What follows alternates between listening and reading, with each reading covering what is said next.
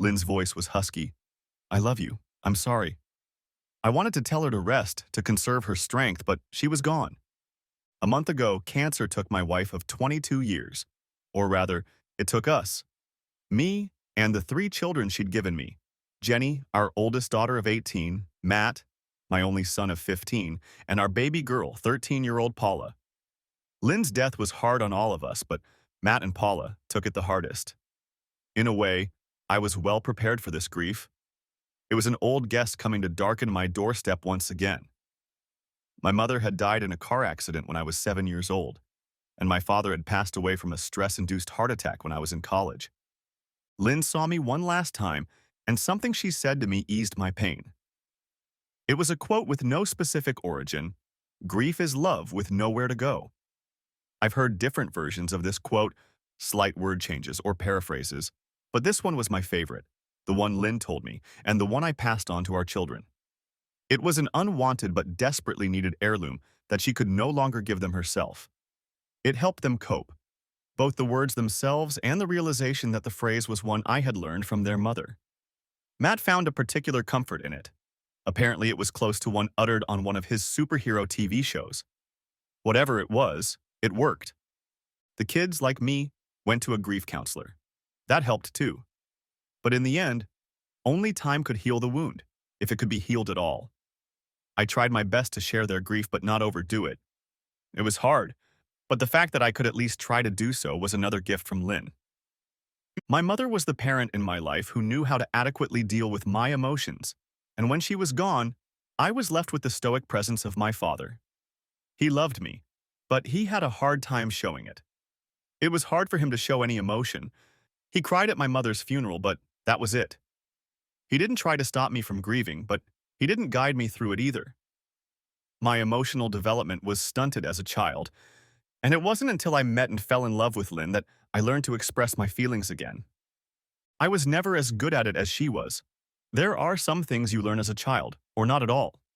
But gradually, over the course of our courtship and marriage, I came out of my shell.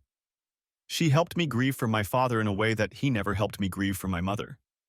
She taught me to show love openly, to treat it not as a weakness to be taken advantage of by others, but as a strength that strengthens me in my relationship with the world. She was the one great love of my life. Her death was the greatest test of the lessons she taught me. Lynn was a very emotional woman, especially when we were younger.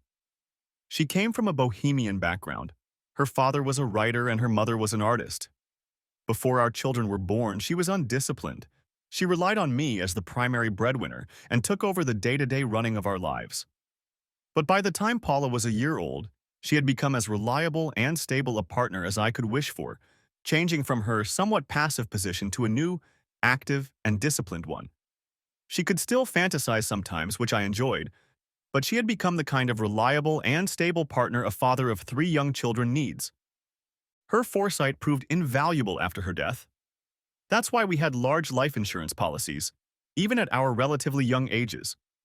It's why she took care of the funeral arrangements ahead of time so I wouldn't have to deal with it while I was trying to take care of our children and myself. And that's why Marcus Devereaux was standing on my front porch with a leather satchel in his hands. Mr. Devereaux had called me the day before. He said he was an attorney and that Lynn had asked him to handle a special bequest that had not been included in our will. He declined to give me details over the phone, but asked to come over to my house the next day at 1 p.m. When asked why we couldn't meet at his or my office, he replied that the place and time were part of Lynn's instructions to him. He was a tall, slender black man with a shaved head and graying beard. It was hard to determine his age, but if I guessed, he was about 10 to 15 years older than my 44. His well-tailored suit was coatless. Odd, considering the cold weather, but not particularly so. A kind, albeit somewhat impersonal smile played across his face as he extended his hand. "Mr. Jenkins." He had a deeper voice than I'd expected from such a slender man, a rich baritone. "Kurt." I shook his hand. The grip was good, firm, with no attempt to play silly games. "Marcus Devereaux. Marcus, if you will. May I come in?" I led him into our living room. Before I could offer him a seat and a drink, he asked, "Which way is your dining room? I'm afraid your wife was quite specific in her instructions." I raised an eyebrow and he smiled again. I know that sounds odd, but it's far from the most eccentric instruction I've received in my career. I shrugged and invited him to follow me. Once there, I asked, "What's the matter?" "Patience, please. I promise we'll get to that soon." He looked around. "Do you have a small trash can? A trash can, something like that?" "Sure, I'll go get it." When I returned from my home office, he told me to sit down and then place the trash can to one side of me. After that, he sat down at the desk across from me, in the seat that Lynn usually occupied. "Kurt, can you tell me a little bit about Lynn? I spent very little time with her, no more than a few hours. I'm sorry to say that she was in a lot of pain, but she was very focused. Can you tell me what she was like, as a person and as a mother?" Lynn was wonderful, fun, smart, loving, a great giggler. He looked at me sympathetically as I smiled. "Sadly, I guess that's what I missed the most. Home was so—" I shook my head. "Her parents were artists and she had a lot of that energy in her. When we were younger, she was a little flighty, but that went away as the kids came along. When Paula went to school, she helped the kids with everything. Just a great mom. She always had time for them." "And how's the wife?" I felt a strange sensation as if a distant alarm had sounded. "What are you talking about?" Marcus tilted his head. "Partly it's personal curiosity, as I said. But partly, well, it would be useful for me to know. I can't tell you more than that yet, but I assure you, telling me what you think of her would be quite in keeping with her wishes." This was awkward. He was a stranger. And a lawyer. It felt like a trap, but at the same time, if it was in line with Lynn's wishes, I shrugged. She was a great wife, the very best. A loving, wonderful partner. I could talk to her about anything, and I think she felt the same way about me. We had our issues, as all couples do, but most of them resolved over a decade ago. She was a rock when she was diagnosed, and I was not. If I'd been married to any other woman, I don't know how I would have handled it. I looked down at my hands. I'll miss her for the rest of my life. She was my life in so many ways. Thank you, Kurt. For my part, I can tell you that she loved you very much. She spoke of you in the best possible terms. Even through the pain, I could tell. He shook his head. I guess we should get started. Marcus placed his satchel on the table and began pulling out 4 items: an envelope, a bottle of whiskey, and a pair of glasses. Each was of particular interest to me. The envelope had my name written on it in Lynn's sprawling cursive handwriting. The whiskey was an unopened Macallan 25-year sherry oak, a very expensive bottle, and the glasses, though themselves quite plain and unremarkable, were a bad omen. When Lynn had to give me bad news, we would sit like this. She waited until early lunch on a school day or late afternoon on weekends, a time when the kids couldn't disturb us. We would sit at the table in the seats that Marcus and I now occupied. She would bring 2 glasses and a bottle of scotch and pour us each a glass. When we finished our drinks, she would pour another one, which we weren't allowed to touch until she finished what she wanted to say. It was a ritual she learned early in our marriage to help me deal with the pain I felt when I received particularly bad news. She taught me how to deal with my emotions, as I said, but particularly strong emotions still couldn't handle their intensity. When she lost her mother, that's how she broke the news to me. When she was fired from her job, that's how she broke the news to me. And when she found out she had previously undiagnosed stage 4 cancer, this is how she broke the news to me. The ritual was painful, but it gave the pain a familiar shape rather than leaving it free and uncontrollable. He poured each of us a glass and held it out to me. I took a sip. It was a fine scotch, and drinking it quickly was sacrilege. Besides, sipping it gave me time to think. "Marcus, why are you here?" His voice was steady. "Your wife assigned me to do what we're doing now. I'll only be able to give you the details after we've followed an initial set of instructions. Can you tell me how you were hired? I had never heard of you until yesterday." Marcus considered his next words carefully. "Your wife consulted with several attorneys to find one she felt was suitable for the task at hand. But again, I can't tell you exactly what qualities she required until we finalize the initial set of instructions. And I believe the instructions boil down to this: drink a very good whiskey, and then—" "Did I read the letter? Did you?" "Yes." "You read it?" He nodded. "I personally helped her prepare it. No one else was involved." I took a deep breath and finished the rest of the Macallan in my glass, then reached for the letter. Instead, he took the bottle again and leaned across the table and poured another finger into my glass. A deep voice said, "Drink up?" My eyebrows furrowed. No, that's not right. Lynn would pour me one glass, I'd finish it, and then drink the second one after she gave me her news. His voice was flat, a hint of regret in it. Mr. Jenkins, Kurt, I'm the only person alive who knows what's in that envelope. And I'm telling you, drink the other one now before you read it. I swallowed before I could bring the glass to my lips. Marcus, what? Drink it. His voice changed, becoming sympathetic but firm. Please, Kurt, you don't know me, and you have no reason to trust me, but man to man, have a drink. I shouldn't have just thrown it back. As I said, that was sacrilege. But my ritual had already been desecrated, so what was an expensive glass of whiskey in the grand scheme of things? He held out his hand for the glass and then handed me an envelope. As I opened it, he poured another finger into my glass, but left it on his side of the table. I raised an eyebrow. If I give it to you now, you'll drink it before you finish half of it. I pulled the letter out of the envelope. It was long, several pages of typewritten text. I flipped through it quickly without reading it, and the only handwriting was Lynn's signature on the last page. Returning to the first, I began to read to myself. My dearest love, this is the hardest letter I have ever had to write. I love you very much, and I know you love me too. I am sure you are in great pain right now. That is why I asked Mr. Devereaux to deliver this letter a month after my death so that you would not encounter what you read here while in deep sorrow. It may seem cruel to allocate time in this way, but I promise you the following. I am only doing this because I love you and the kids. I have to say it again. I love you. You are the greatest love of my life. I wish things could have been different. I wish we had spent our golden years together traveling and playing with our grandchildren. My biggest regret is not my death, but that my death will leave you alone for so long. I hope you find someone to share the rest of your life with. I even hope that after my death you find the greatest love of your life. That what we had together pales in comparison to the love that will sustain you for the rest of your years. I have to say I love you again because what will follow is so hard. Because it will make you question my words. It will make you question my love. This is a bigger pain for me than any cancer, any tumor, radiation, or chemotherapy. But I know you, my love. And I know how you will feel when you read this letter. I'm so sorry to do this to you, but please rest assured, I love you more than any man I've ever loved. I could not hope for a better husband. The words in this letter are meant to explain my behavior and how it will affect your life going forward. They do not serve as an excuse. I have no excuses or justifications for what I have done. They are not written to earn forgiveness. I cannot count on your forgiveness. But they are meant to give you a chance to make sense of the cruel hand that fate has dealt you.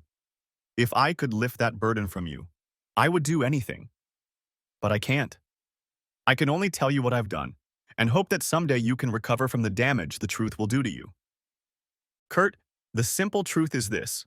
You are the greatest love of my life, but you are not the only man I have loved during our marriage. I reread that sentence several times to make sure I understood it correctly. Kurt, the simple truth is this. You are the greatest love of my life, but you are not the only man I have loved during our marriage. You are the greatest love of my life, but you are not the only man I have loved during our marriage. You're not the only man I've loved during our marriage. I blinked and looked up into Marcus's face. He nodded, his lips tightly pressed together. I looked at the tumbler standing at arm's length. He was right. Sighing, he said, I'm sorry, Kurt. Worse things happen. I opened my mouth to speak, but he only nodded at the letter. We didn't follow the original instructions. I write these words with the greatest shame. Please understand, you have done nothing wrong. You are not to blame for my infidelity, even though I convinced myself otherwise at the time. You are, as I've written before, the best husband I could have ever wished for. You were a wonderful lover, a generous provider, and a wonderful father. You're not the reason I lost my way. It was me. I lost my way because I was weak, proud, and stupid. I lost my way because I needed something I thought you couldn't give, even though I didn't really ask you for it. I thought I knew the limits of your love, but instead, they turned out to be the limits of mine. I tell you details that you might have preferred to keep silent about. I tell them because Mr. Devereaux has convinced me that not to do so would be cruel. I am not trying to flaunt my infidelities. As I said, they cause me shame. But I am dead, and my shame no longer matters. Only your ability to overcome it and keep our children safe matters. I raised my eyes to Devereaux. Keep our children safe? What the hell does that mean? What the hell is this, asshole? You son of a bitch, did you entertain my wife? He shook his head. No, Kurt. Her affair ended long before I met her. And you can call me any name you want. I assure you, you're not wrong about any of them. But the understanding you need, namely most of it, will only come if you keep reading. Muttering threats and insults, I returned to the hateful letter. My downfall came after Jennifer was born, but its seeds were laid in the earliest days of our relationship. From the very beginning, you intrigued me and then made me fall in love with you. You were so quiet and reserved, but at the same time you were stable and smart. My parents were smart but not stable. They were free-spirited to the point of stupidity. I loved them, but I fell in love with you for a reason. I needed a counterbalance to the life I had before.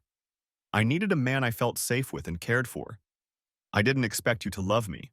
At first, I wasn't sure you were capable of it. But as I got to know you, as you told me about your mother's death and your childhood, as I understood you better, I began to fall in love with you. You were just as you had described your father to me. A man capable of love, but almost incapable of showing it. But then he was gone, suddenly and unexpectedly, and you grieved. I helped you cope, and somewhere in there, in that manifestation of grief, the floodgates opened. The love you held within you washed over me as I comforted you. I knew you would provide me not only stability but love. And I wanted to believe that my love, and the way you were able to love me, would make you a better, stronger person. I still believe that. I only wish it had made me a better woman. My ego was quite inflated in those days. I'm sure you remember. You weren't the only man I was interested in, but I knew I was the first woman you had real emotional intimacy with. Not physically, of course, but I was the first woman you loved. It made me feel powerful. That strength I wanted to use for the good of our happiness, but feeling powerful breeds arrogance, even if it never manifests itself in outward actions. We got married. The early marriage was fine. We both worked, but we both realized that it was necessary so that you could build a business and I could someday stop working and raise children. You worked long hours and I began to miss you. Your love, once it broke free, was like the sun and I missed basking in its rays. I didn't cheat on you, that was the furthest thing from my mind. Instead, if you remember, I skipped a few birth control pills. But now I have a confession to make. I didn't skip them. I just didn't take them. That was the first lie I told you. I was stupid.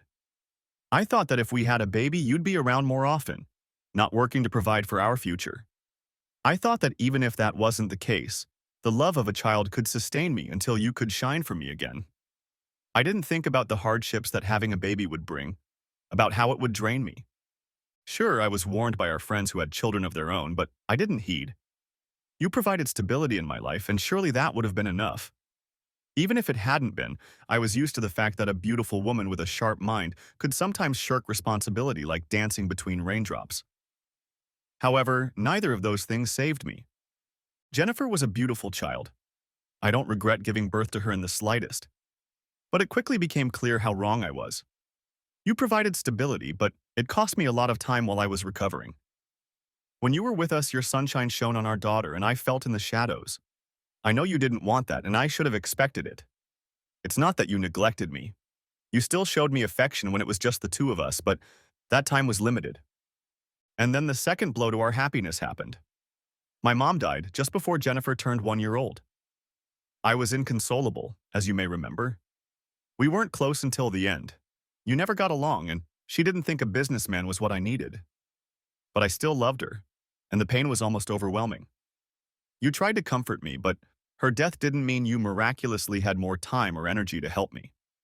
You did what you could, but by then you were no better at dealing with grief than you had been since my father's death.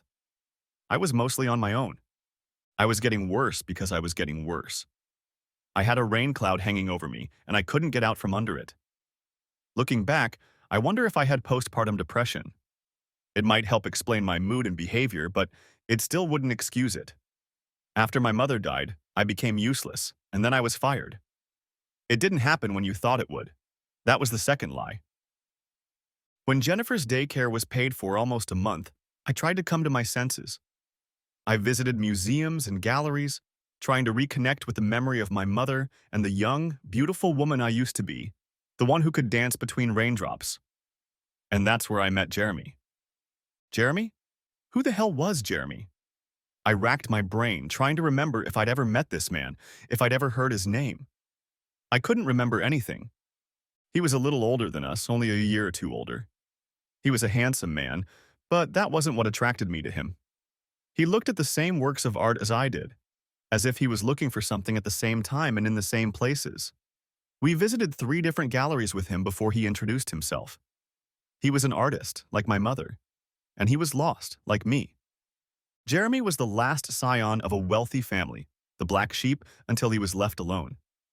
He expected to receive a small inheritance, but earlier that year, his parents and older brother were killed in a private plane crash. When that happened, he suddenly found himself in a situation he was completely unprepared for. He had his own small house and was living on welfare, but now he had to face multi-generational wealth and people who had been hired to help him manage that wealth. He wanted nothing to do with the money or the mansion. He rejected them for a reason, but rejected them in a way that allowed him to become an artist and not starve to death. Jeremy knew it was hypocritical, but right now he wanted to give away as much of his family's wealth as possible. Unfortunately, the people running the company stood in his way because their careers depended on royalties, and those royalties were commensurate with the amount of wealth he had accumulated. I didn't know about it right away. We were just meeting and talking about art. But I would tell him my problems and he would tell me his. I didn't have a solution to his big problem, but I understood the essence of it. He was an artist and thought like an artist. Because of this, he couldn't deal effectively with many things in the real world. Most artists cope. The realities of everyday life can be very instructive. But he also grew up in affluence without absorbing any knowledge of what it takes to simply survive in the real world, without access to the maids, valets, assistants, and other servants he grew up with. And that's partly why I so appreciated the stability you gave me, Kurt. I had to be an adult when I was a kid. Bills sometimes went unpaid if I didn't take care of them. My parents might not go to the doctor's office or miss other important appointments. In essence, by the time I was 12 years old, I had become their personal assistant. I freed myself from that responsibility at 18 and enjoyed my newfound freedom during my college years. It wasn't until I met you that I realized that I could have freedom and stability, that you could provide me with the latter, and I would teach you how to be free in your feelings. Jeremy presented the opposite problem. He knew how to feel, but he couldn't take care of himself. He needed someone to provide him with stability. So, taking my time, I talked to him about how to organize his household, where he should look for different people to manage his money, how to create systems that would allow him to meet his responsibilities without letting them overwhelm him. He insisted that I get paid. I told him my previous salary, but he refused to budge and set my salary at twice that. That was the first year I did our taxes for you. Working with Jeremy made me stretch long-forgotten muscles, and I learned the simple joy of responsibility, of doing things without help. I confused the overwhelming feelings of being a teenager trying to run the household of 2 irresponsible parents with what it's like to take care of myself and my family. That's partly why I took on these responsibilities. The other reason was that I wasn't ready to tell you about it yet. Not because I was ashamed. I was ashamed that I had been fired, and that I had waited so long to tell you about it. The longer I waited, the stronger that shame became. And then I would have to explain how we managed to stay afloat financially, which meant you would find out that I had kept something else from you, and it was turning into a shame spiral. There was no other option but to come clean, and I just couldn't bring myself to do it. That's also when I took over the running of our checkbook, if you remember. Jeremy would pay me in cash, and I would transfer the right amount from my old job into our account. Then, I'd tell you I'd gotten a raise and add a little more. That pretty much took the pressure off our situation, and you were freed up a bit to devote more time and affection to both Jennifer and me. The means were wrong, but the result was worth it. We were all happy, and Jeremy was happy too. I'm pretty sure they call him neurodivergent these days. He had ADHD, autism, or both, though he was never diagnosed. He could make beautiful kinetic sculptures, but he couldn't keep his house clean. He could remember his favorite things, but not what day he needed to pay his bills. On the other hand, when the house was clean, he could concentrate better. I hired a maid for him and his productivity increased dramatically. I helped him get organized and stay on schedule, and he was happier. I became his personal assistant without a title, and it was the best I ever felt at work. We became close, not yet physically, but an emotional attachment developed. He helped me get over my mother's death and resentment toward her, which, to my regret, you were unable to do at the time. You were a loving person, but that love did not reach the emotional depth necessary for such a difficult task. I helped him deal with a contentious relationship with his late family. It was simple. Because of his longtime pariah status, he had no warm feelings for them, despised their wealth, and the way they used it to suppress others. I started staying late to help him develop a new project he wanted to work on or to share ideas with him. I hadn't inherited any artistic ability from my parents, but I understood logistics better than anyone else he knew. I could tell him what would work and what wouldn't from a purely physical standpoint and give him an accurate estimate of how long a particular project would take. As we grew closer, I became more and more accurate in these estimates. Eventually, our relationship turned physical. It wasn't due to some kind of disconnect between us. At that point, we were better off than we had ever been. Nor was it precipitated by some major event in his life. One night, we were just working late one night, and he kissed me. It was unexpected, but I knew our friendship had grown into love even before that. I felt guilty for breaking my vows to you, but the physical relationship was simply an expression of the love I felt for him. He was already your secret, and perhaps that's why it was easier for me to cross the line that blurred the lines between employer, friend, and lover. I told myself I wasn't taking anything away from you. Of course, that was a lie. I thought I was in debt, that I was supporting two men and raising the children of one of them. It was prideful and selfish, but I allowed myself to think that way. I worked late nights and sometimes weekends, spending time mostly at work, but sometimes with Jeremy in a more intimate setting. I wanted to believe that. I looked at the trash can next to me, finally realizing why it was there. Marcus hadn't put an envelope or a letter next to me. My stomach rumbled, and I took a deep breath to calm myself. Lynn, the love of my life, the mother of my children, had cheated on me. And not just once, but many times, over what seemed like years. I tried to hold back the gagging. Marcus looked on sympathetically. He knew there was nothing he could do to ease my feelings, even if I followed the original instructions. I still wasn't quite sure why he was here, but I was beginning to suspect it was at least partly to keep me from doing something stupid. Good luck with that. I was going to kill that asshole Jeremy, and some 60-year-old lawyer wasn't going to slow me down. The world slowly stopped spinning. I went back to the letter, hoping the worst was over, but knowing that it probably wasn't. Of course, it was a lie. I felt like I owed it to myself that I had supported two men in different ways and raised the children of one of them. It was prideful and selfish, but I allowed myself to think that way. I worked late into the night and sometimes on weekends, spending time mostly at work, but sometimes with Jeremy in a more intimate setting. I wanted to believe that what I was doing was benefiting us all. Jeremy got the help and love he was sorely lacking. I was able to relearn the skills and attitude to be a better partner for you, and you felt less obligated to help me cope and provide for my family. That's what I told myself so I wouldn't feel the guilt I knew I should have felt more acutely. And I know you'll have a lot of questions, but I won't answer any of them regarding sex with Jeremy. I won't go into detail about how he and I spent our time together. That won't help you. I'll just say one thing. If I had to choose a lover for the rest of my life, it would be you, always and without question. You're the best lover I've ever had.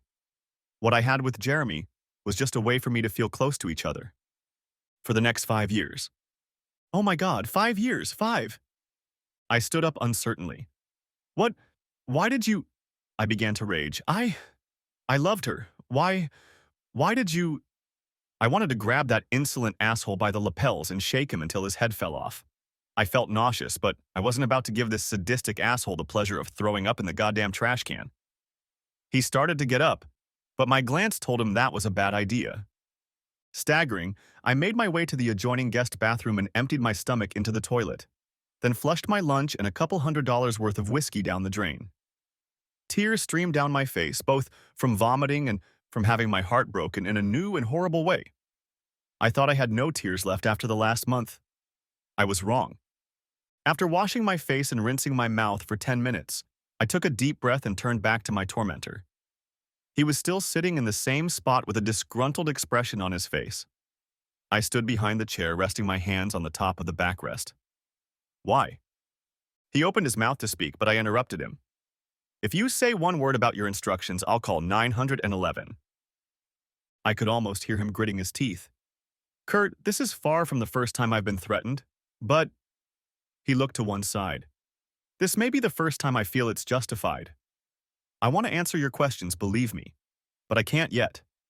It has to do with instructions, but only after you've read the letter will I be able to give you the answers in the context they're required. I snorted. Jesus, damn lawyers, what the hell does that even mean? Devereaux sighed. How far did you get in the letter?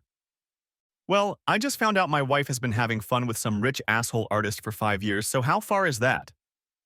So now, ignoring my question, he answered it with a question of his own.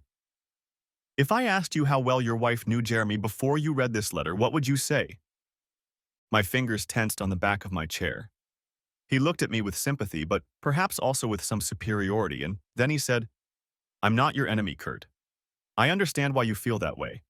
I promise you, I only want what is in your best interest and the best interest of your family. That's why I'm asking you to read the entire letter before you ask questions. Straightening up, I growled, I'm going to go get some air. He nodded. When I stepped outside, the afternoon was cold and crisp. I left my jacket inside to feel the breeze on my skin. I was sweating and my face was still damp from my previous ablutions. Leaning on the porch railing, I stared into the distance and tried to pull myself together. I wished I'd never met Marcus Devereaux, damn it. I wished my wife had died before I could send for him, killed in a car accident or from sudden organ failure caused by her cancer. I could harbor the illusion that I was loved, but when that illusion was taken from me, my only chance for peace was to go back to the house and read that damned letter. I hated her. For the first time in my life, I truly hated her. Full of determination, I walked back into the dining room and sat down in a chair without even looking at Devereaux. Over the next 5 years, I really became your partner in our home. I was able to contribute financially and emotionally. I became a better mother and wife as more of the burden of our daily lives fell on me. Your stress levels have decreased, and our life together and quiet time together has improved as I have become the wife you deserved. I am so ashamed to admit this. I was always meant to be that for you. Otherwise, I should have found a way to rediscover myself without stepping outside of our marriage. But I didn't. I can't say I regret the time I spent with Jeremy because I don't think I could have become the person I need to be without that time. I truly believe that our marriage would not have survived because I would have become resentful of you for my weaknesses. It may seem silly, but I was a fool. My affair with Jeremy had 2 ends. The first was after Matt was born. I wanted to rededicate myself to our family and marriage. Jeremy wasn't happy, but he understood. It may seem implausible, but he always respected you. I know some lovers make fun of their spouses, but that wasn't the case with him. He knew you were my first and greatest love, and he knew he was stealing my time from you, even if I didn't admit it to myself until later. I told him about you in the best possible terms, and he was happy to hear about you and our family. He encouraged me to do what was best for us. He loved me enough to let me go when the time was right. I helped him find a new personal assistant, a young man named Alan. He was perhaps more competent in his field than I was since he was in finance. I know that he was able to help Jeremy understand the financial intricacies of his family's fortune much better than I could. Jeremy and I stayed in touch, but at a distance. I didn't want to risk you finding out about my affair after it was over, so we communicated very infrequently. By then, your business had taken off, and I finally told you that I had been made redundant. We could afford to stay at home and look after the kids. That's how I lived for the next 2 years, until I heard from Jeremy that he needed my help again. At first, I was going to refuse his request. I still cared about him, but I didn't want to jeopardize our marriage any further. Then he informed me that he had cancer. My world was suddenly turned upside down. I still loved him, albeit much weaker. If he had only been my friend, I would have helped him. But he was both my lover and the man who helped me become the woman I was meant to be. I could not refuse him this request. Then I asked you to let me put my children in daycare for 3 days a week. Matt was about a year old at the time. I told you I wanted to help a charitable organization, It wasn't exactly a lie. Alan was helping Jeremy pour money into a charity that funds grants for artists in need. But mostly I was there to help Jeremy through the last days of his life. The cancer was discovered too late and he was dying. There were treatments available, but their chances of success were so slim and his quality of life would be so poor that he decided against them. I was mostly his friend and caregiver, but a few times he wanted to make love. I couldn't say no to him. It was something that would ease his pain and let him know that we would be loved and remembered after he was gone. He managed to live for 6 months, but spent the last 2 in hospice care. I only saw him a few times, but I was there for him when he died. He held my hand and told me I was the love of his life. He knew he wasn't the love of my life, and I didn't lie to him. But I let him know that I loved him and would miss him. Then he closed his eyes. Less than an hour later, he was gone. You may remember that during the second trimester of my pregnancy, I had a hard time with Paula. I was moody and angry, sometimes snapping at you. Forgive me for that. You treated me like a queen, as you always had. I let you believe it was hormones, and partly it was, but mostly I was mourning the death of a friend, and I had no one to share my grief with. I regret a lot of things. I regret a lot of things. I had no other lovers before or after him. Everything in my life after that period was an open book for you. At times I lied to cover up what I did during those years, but only about that. After Jeremy's death, and even in the years between my 2 affairs with him, I devoted myself solely to you and our family. I'm sure that's small consolation. I should have been faithful in those years too, but I wasn't. I'm sorry I hurt you by telling you this. I was ready to take that secret to my grave. My reasons were both selfless and selfish. You deserve nothing but happiness. I have no doubt that if I lived to be 100 years old, I would not stumble again. If I told you about my infidelity, I know you would divorce me, and you would have every right to do so. But that wouldn't make you happy. I don't know if you could ever trust or love again. I don't know if you will be able to after you read this. And I have loved you. All my life I've loved you. What I've done in the past doesn't sound like the actions of a loving spouse, but at the time I convinced myself it was. It wasn't, and I'm sorry, but just as I couldn't hurt you, I couldn't lose you, so I never told you. I never would have told you if it weren't for 2 things. First, the cancer that took Jeremy's life is the same as mine. It's not the most common type of cancer, but it's not rare, so no surprise. But it has a genetic component, a vulnerability that comes from an abnormality. Having a copy of the gene in one parent slightly increases the likelihood that a person will succumb to the disease. Having copies in both parents greatly increases the odds and makes the disease much more prevalent at a young age. I don't know if Jeremy had one or both copies of the gene. I assume he did, since he died so young and since he had several early deaths from cancer-like diseases in his family tree. I know I have one copy. I know I have caused you great pain with this confession. I'm afraid what follows will hurt you the most. There is a strong possibility that Matt is not your biological son, and a smaller but negligible possibility that Paula is not your biological daughter. And if they both carry those genes, they are at significant risk of early death. I pointed to Devereaux. Have a drink. He didn't move. My voice progressed. Give me the damn drink, you damn loan shark. He handed me a glass across the table and I tipped it back. I have no excuse for what I did. I loved both you and Jeremy. You're both very much alike. As you've joked with me in the past, I have a certain type. There's no way you could have known that. I knew I was his only lover, just as I was your only lover, so the illness didn't matter. I regret what I did, but it can only go so far, and I'm sure I'm long past the point where those words mean anything to me. Our children are in danger. I know you'll do the right thing. I would have, but I had so much energy and there was no way I could explain to you and them why I wanted them tested for the dominant version of the anomaly. If I had just asked you to do it, you would have found out about my infidelity without any explanation at a time when I was too weak to talk to you and you were in too much pain to go through another tragedy. So I have to do what I did at the beginning of our marriage and ask you to be strong. There is another factor, but it has to do with finances. That is why I hired Mr. Devereaux to help deliver this letter to you. I chose him not only because of his knowledge of the relevant laws, but also because of his life experience. I believe he will help you make the right decisions for yourself and our family. I will not take the liberty of telling you which ones, Because I have lost any right to claim that I am a worthy partner in your life. I cannot put into words how much I regret not doing what I did. I can only say that despite all my shortcomings, I love you. You are the greatest love of my life. You are the strongest person I know, with the greatest capacity for love I have ever seen. Please take that capacity and direct it first to our children, and then, if you can, to finding a new partner who is truly worthy of you. I know I have broken your heart with this letter. I hope I haven't broken it in such a way that the best woman can't repair it. With endless love and eternal regret, Lynn. I gestured to the glass, and Devereaux poured me another. Another more irritated gesture brought another finger. We both sipped in silence. What is the financial question?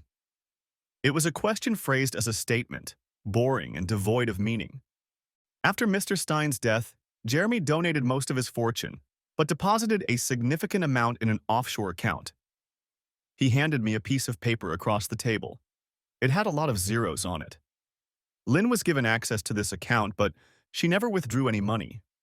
She told me that she thought your family was getting along just fine without it, and that she couldn't think of a way to explain the sudden appearance of the money. The latter doesn't matter anymore, so she wanted you to think, hell no. Think about how this could benefit your family. If you don't want to be involved, the money could still go to your kids in the form of a trust fund, college funds. I snorted. Yeah, my kids. I took another sip. Damn, bitch. We sat in silence for a few moments. Then he said, you raised them, didn't you? Drove them to school, nursed them when they were sick, fussed over them? I don't know you, Kurt. But Lynn did. She was sure that even if it turned out that one or both of your younger children weren't your biological children, you'd still consider yourself their father. She was right. Why the hell should I take care of his kids? I grumbled. Hell yes, you do. They're my kids. She took almost everything else away from me in the time it took me to read that damn letter. She has no right to take them away either. Marcus leaned forward slightly, a conciliatory note in his voice. Kurt, you have a lot of decisions to make, more than might be apparent at first glance. Lynn asked me to be here to help you work through all aspects and come to whatever decision you feel is best for you. Bullshit. That I'm here to help you, or that Lynn wanted you to make a decision that would be good for you? I tilted my head. Definitely the latter. She clearly didn't care about me, which means that if she sent you, it was only for what she needed, not what was best for me, which means the former. Devereaux sighed.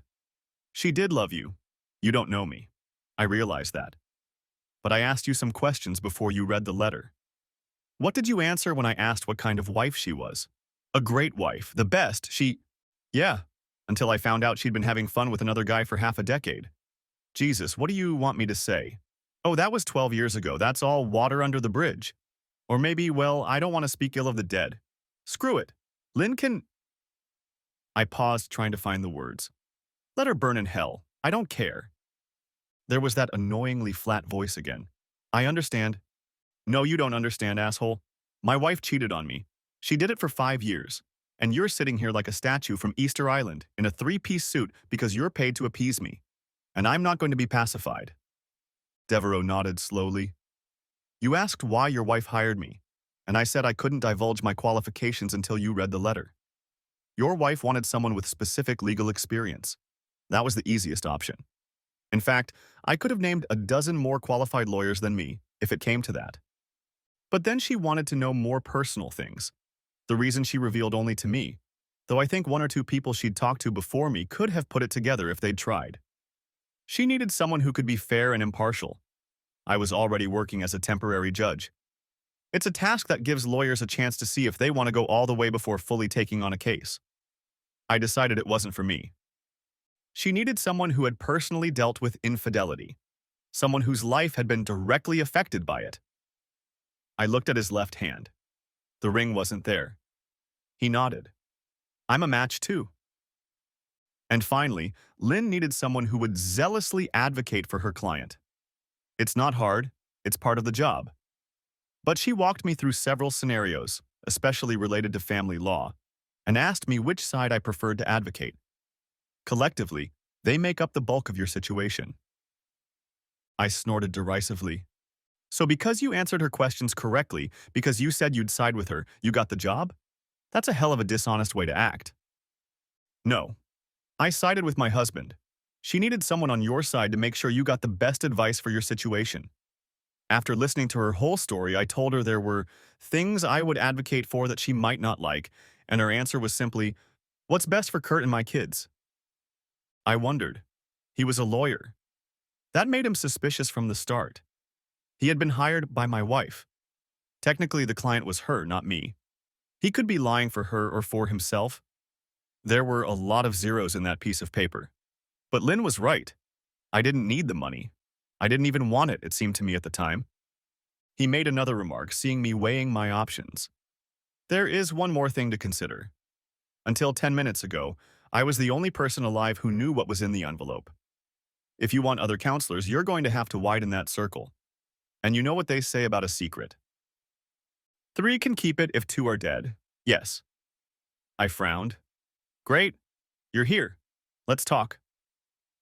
You have some important decisions to make. It's 3. And I assume you need to pick up the kids by 6? I nodded. Okay. Let's assume that not all of those decisions will be made today. I'm sure some of them you'll want to sleep through. But let's make sure you understand how things stand. Fair enough? Taking my silence as agreement, he continued. 1. There's no reason to think that anyone other than you, me, and possibly Alan knows about Lynn's infidelity. There's no reason to think Alan cares. He's happy running the charity he and Jeremy started. So Lynn's infidelity can remain a mystery if you so desire. 2nd, you agree that your children are your children, regardless of whether they share DNA with you, yes? I reluctantly nodded. 3rd, your children's lives could be in danger. They'll need genetic testing to find out if that's the case or not. 4th, there is a large sum of money in an offshore account.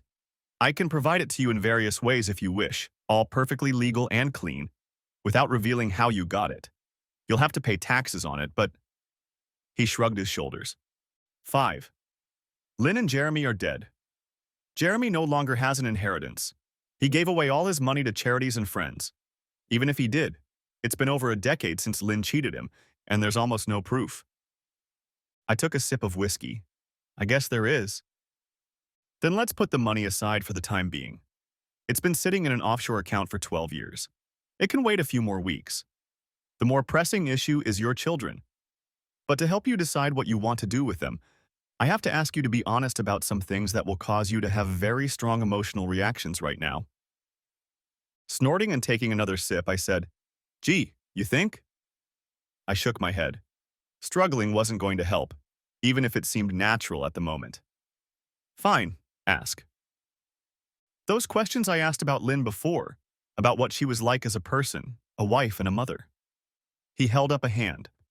I know you're rethinking them now, but if I'd never crossed the threshold of your house, you'd still think that. Do your children think that way too? Or at least about something similar, just from a child's point of view? I pondered his question. Jenny and Lynn would snap sometimes, but they were teenagers, just like Matt and me. And seeing them mourn her, I grudgingly replied, yes, yes. At least in their eyes, she was a good mom to them. And... shit. And in mine, I suppose, too. I'd retroactively divorce her cheating ass if I could, but I probably wouldn't fight her for joint custody, even knowing how she betrayed me. She was a good mother. Marcus asked quietly, "Do you want to change that? Do you think your children would be better or worse off if they knew what she did?" There was a large stained glass window in the dining room. Lynn liked it. She liked the natural light coming into the room. I was often annoyed by it. It could be beautiful, but it could also be overwhelming.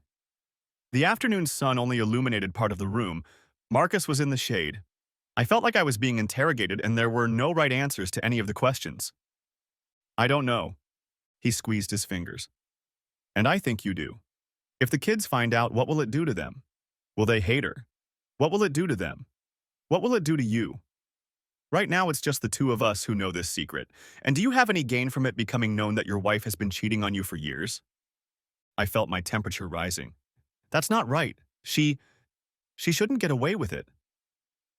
The old lawyer looked directly at me. She's dead, Kurt. She died a slow, agonizing death, knowing she would have to reveal her infidelity, knowing that the man she called her greatest love would hate her. Don't you think she got away with it? I lowered my gaze to my glass. Sort of. Yeah, it seems that way. I... I'll never get my pound of flesh. I'll never be able to pounce on her, call her any name I want, try to hurt her like she hurt me. I'll never be able to beat the shit out of her lover. I'll never be able to ask why. Really why? Not this. I picked up the letter. This pile of shit, damn excuses. Echoes of memories flashed through my mind, once cherished but now tainted. I muttered, nowhere to go. Hmm? Shaking my head, I returned my gaze to Marcus. Lynn said something to me when I was trying to come to terms with my father's death. Something I told my kids to help them get over her. Grief is a love that has nowhere to go. He nodded. I've heard that before. I can see how it can be comforting. My voice was rough with pain and anger. Yes, but here's the thing. I couldn't contain the rage on my face, but it wasn't directed at him. It was directed at the ghost in the room. What's hate when there's nowhere to go? Can you answer that question for me? Now it was his turn to drink. I don't know, He grinned. Lawyers use words to create precision, not to highlight the truth. If you're looking for a poet, I'm afraid I'll have to step aside. He tilted his head to one side. But if I had to guess, fury. I raised my glass in greeting. Not a bad answer. Maybe. I'll think about it. Sip finished the scotch in my glass. He lifted the bottle and I shook my head. It was time to speak up. Thanks, but no. This is good scotch. Did Lynn pay for it out of her cash fund? His teeth were blindingly white in the shadows. No, she paid for a much less expensive bottle. But this? He shook his head. This seems to be a case where a quality drink is called for. This bottle is from my own collection. Well, thank you. It's nice to see someone looking out for my interests. Marcus said softly, her too, you know. At the end of the day, I mean. I haven't spent much time with her, but I've spent a lot of time among cheating spouses, both work-related and... He looked sadly at his left hand. And, well, other places.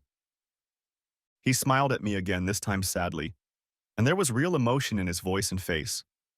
Not a reserved but understanding lawyer, but a man with a past. You can sense who is remorseful and who is faking it. Lynn, no matter what I said, was sorry for what she'd done, for what she would have had to do to you by revealing it. Or no. Yeah, but you can have coffee for that and a couple bucks. I shook my head. We're veering off topic. I can throw a pity party on my own time. Tapping my fingers on the table, I continued our planning session. Okay, I agree.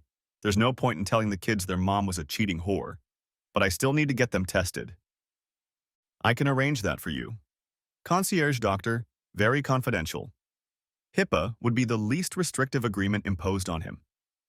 Then the question is, do you just want a health check or do you want to find out if you're their biological father?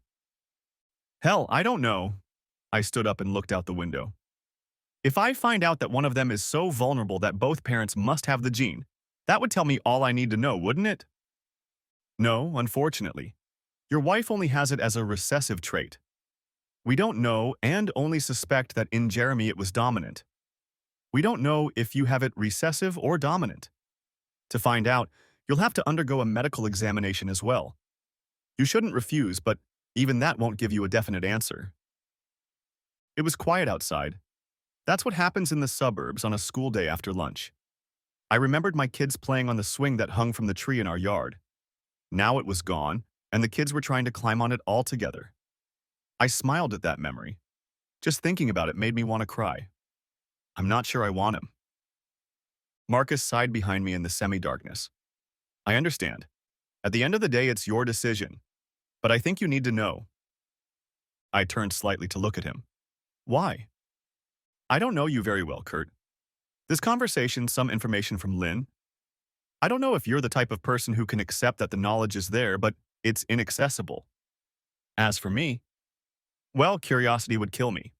But more importantly, you need to know it for your children. I thought we just agreed that children never need to know. Marcus tilted his head. Don't need to. Yes. Could they accidentally find out? That's another question. Your oldest is 18 now. What if she decides to honor Lynn's memory by buying the whole family one of those DNA kits sold on genealogy websites for Christmas? She never met your parents or Lynn's mom. That's certainly the type of thing someone could do, and if she does, then he fell silent, giving me a chance to come to a conclusion on my own. Then she'll find out in a few weeks that she has a bunch of family connections that Matt doesn't, or Paul. And then the questions will start, and then… shit. My head was splitting. Well, thank you, Lynn. You've left another broken heart for me. I don't even have the choice of knowing or not knowing. I waved my hand toward Marcus. Fine, run tests on all of us, medical exams and stuff like that. We'll just tell the kids we're being tested for an anomaly, and then if I find out, I guess, I don't know. I'll find out as soon as I find out this or that. He stood up. Then I guess that's all we can do for today. Think, when you can, what you'd like to do with the money. I know you're mad at her, but think of what it could do for your children. I would suggest that you try to put those thoughts out of your head, but I know that is an impossible task. Instead, try to focus on your children. They need you now more than ever, and perhaps you will find strength in serving them. We walked to the front door, leaving behind the dinner table, the ritual objects, and the letter that had shattered the happy illusion of my marriage. On the threshold, he patted me on the shoulder, a strangely intimate gesture for a man I barely knew, and very welcome. Human contact almost broke me. Kurt, I'll be honest, I thought things were going to go very differently. I don't know how you were able to endure all of this without breaking down and kicking me out of your house. I don't think I could have. I have no doubt that you can get through this. I nodded, then said with a tremor in my voice, Thank you. He hesitated. Maybe I'll stay a little longer. I'd be glad to. He shook his head furiously. No, I need to be alone to try to recover a little before I take the kids. I need to try to show them my game face. Marcus nodded, sympathizing. I'll let you know when the doctor comes to take samples. I'll have him send me the results so your kids can't intercept them. We can meet in my office as soon as we get them to discuss the next steps for your family and money. We said our goodbyes and he left. As soon as the car was out of sight, I slammed the door shut, giving up control of my body and emotions as I was left alone. My sobs echoed through the empty house, more like the sobs of a child than a man. I had lost my wife once before, a month ago. Now I had lost her again, and the second loss was far worse than the first. I stayed there, almost catatonic, until the alarm clock on my phone rang, letting me know it was time to pick up the kids. I cleaned up myself in the house as quickly as possible and then left, trying to make a brave face. They saw me crying, but I brushed it off. They thought I was just mourning their mother and trying to be strong for them. They were right, but they were also very, very wrong.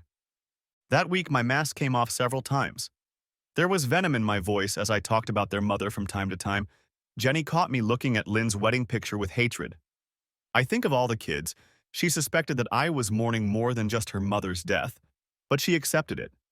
We all grieve in our own way, and I think she wanted to believe that my anger was just the anger of a father, left alone to raise his children, an irrational anger that would pass. I did my best to keep that illusion alive for her. The doctor came and went. I explained to the kids that we were doing medical testing to see if they had the same gene as their mother. They mostly just shrugged and answered yes. It was silly, but I know I held my breath for a moment when Matt and Paula were swabbed. The results came back a few days later, and Marcus returned to my house with 4 new items that would determine my fate. 4 sealed envelopes with our results. The bottle and glasses were at the ready again, but this time we didn't know if the news was good or bad, and yet a little drink to calm our nerves seemed appropriate. Before the main event, we talked a bit about nothing. I was stalling. I understood that, and so did he, but he didn't insist. Finally, feeling foolish, I opened the first results envelope. I was clean, without the slightest sign of the genetic abnormality Lynn suffered from. Jenny was next. I already knew she might be at risk, and if Lynn had lied to me about when she started cheating, or if she had multiple lovers, I'd rather find out sooner than later. Jennifer was my daughter in every way. I exhaled, not knowing I was holding my breath. But then I saw another result. She has a recessive variant of the anomaly, just like her mother. She'll have to get cancer screenings more often for the rest of her life. A small price to pay for more, though. My hand hovered over Matt's envelope, but I moved it to Paula's hand. Perhaps it was cowardly. but he was my only son. To discover that one of my children wasn't biologically mine would be devastating, but it would be even more painful to find out he wasn't mine. Sexism and patriarchy? Yes, but we feel what we feel. When I opened it, I discovered that my girl was mine, and that she, like me, was free of the vice that took her mother's life. I shuddered. I almost asked Marcus to open it, but I couldn't. I couldn't. This was my life and my son's life, and I had to face the truth. I tore open the paper and scanned the results it contained. My eyes filled with tears and I began to sob. Marcus uttered, "Kurt, I'm so sorry, he—" My voice shook. Mine. Mine? He's mine. I couldn't get any more words out because of the emotions I couldn't control. He was mine, and the anomaly hadn't touched him. My children were mine in every way, not only by right of the fact that I had raised them, but by blood. There might be those who would find it silly and old-fashioned that it didn't matter if they shared DNA or not. In a way, they were right, but it wasn't the DNA that I cared about. It was that my love for them was completely free of their mother's lies. She had let me believe they were mine without knowing for sure. And now I knew, irrationally. But in that moment, it was more important to me than anything else in the world. Marcus waited for me to come to my senses, sat down at the table and sipped his whiskey while I went to the guest bathroom and washed my face. When I came back, he said, "Have you decided what to do with the money yet?" "I don't need them." He raised an eyebrow. "Don't need or don't want to accept the money because of where it came from?" "Don't be a pedant." Marcus smiled broadly. "I'm a lawyer. That's my job." He shook his head. "I realize you may not want the money yourself. They seem tainted. But what about your children? For college or as a nest egg for the first time? I could put the money in trust funds for each of them, and we could tell them it came from life insurance. They'd never know. I'd find out. And look, even if I knew it's money, you can change it. That's the whole point of money." He grinned. "If I use it to pay for their college, I'm not paying for their college. My money goes to something else. By some roundabout way, I got his money anyway. If I put it in trust as collateral, I'm not giving them that collateral, so I'm using his money instead of mine." He shook his head. "Maybe, but I think you're looking at it the wrong way." A smirk appeared on his face. "I'm afraid this will require even more pedantry on your part, but perhaps when I'm done, you'll better understand that we're plaintiffs." I shuddered, remembering how I had shouted at him during our first meeting. His manner had changed, and a seasoned speaker had taken the stage. There used to be lawsuits called alienation of affection. Some states still have them, although this is not one of them. They were designed to punish the cheating partner so that the husband or wife could get compensation from the person who seduced their spouse. They went out of fashion for several reasons. No-fault divorce has become the norm these days, and lawsuits were simply never that effective. If a person had enough money to sue, they had ways to hide that money. They were hard to prove. All in all, they just weren't worth pursuing. But we still have plenty of other ways to take money away from people for their misdeeds. Pain and suffering, emotional distress, lots of reasons. Even if Jeremy were alive, you could never sue him and get money from him. If Lynn were alive and you divorced her, you probably wouldn't have gotten anywhere near what you should have gotten from that account. It probably wouldn't even have been discovered in a lawsuit. But now it's here. You have access to it. You need to stop thinking of it as Jeremy's gift to your wife and instead see what it can be to you. A settlement. It's payment for a lawsuit you didn't file and couldn't win. You hate her? Great, she's dead, and her betrayal is exposed to you. Do you hate him?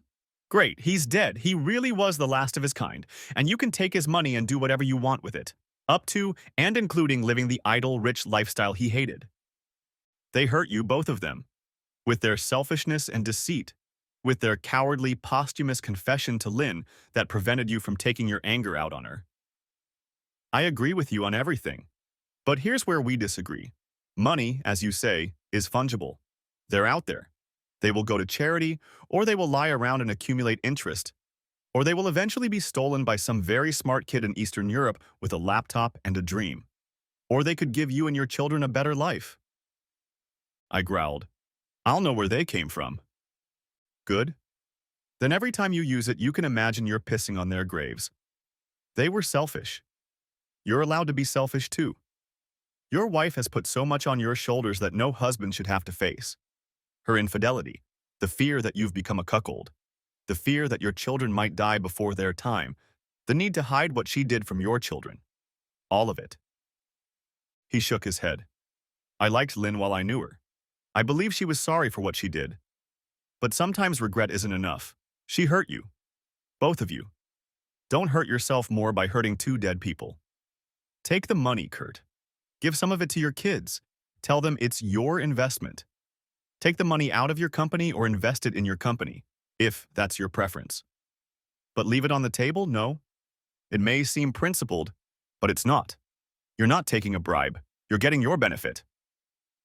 I growled, becoming enraged at the mere thought that any amount of dirty money could in any way help me deal with this pain. Is that what you were doing during the divorce? Getting benefits? His face lowered and his body went limp. No. I opened my mouth, but he said quietly, No, I cheated, Kurt. I was the one who deserved retribution. He turned his face away. Lynn wanted the one who cheated to be by your side, the one who destroyed those he loved because of his own selfishness. I cheated for years on a faithful spouse with a younger woman because I could. Because I felt it was my duty as a man, a successful man. The disgust he felt was almost palpable. A man. I was a heartless boy, stupid and self-centered. I had everything I... He poured himself another shot glass and drained it in seconds. Sheila found out. The affair was over, but she found out because of some little slip-up. She didn't say what it was about. It didn't matter anyway. She found out and everything fell apart. My marriage, my relationship with my kids, my friendships, everything that really mattered in my life. I wanted to try to make amends, and she wouldn't accept anything from me. Wouldn't even try to work with me to... He shook his head. I couldn't do anything for her. She divorced me. Took everything. I gave her more than she asked for. Not so she'd forgive me. I knew she never would. But so that maybe she could get over it. But she couldn't. The anger ate her alive. For the last year of her life, she raged with resentment, with injustice. She had every right to think that, but it was killing her. I was killing her. Her heart gave up.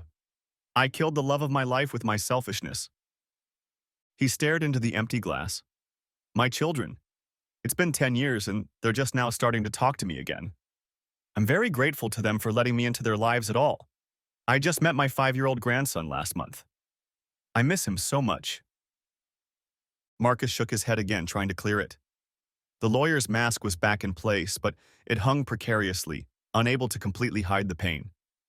Kurt, take the money or don't take it. I think you should do it, but you won't. You won't forgive any of it.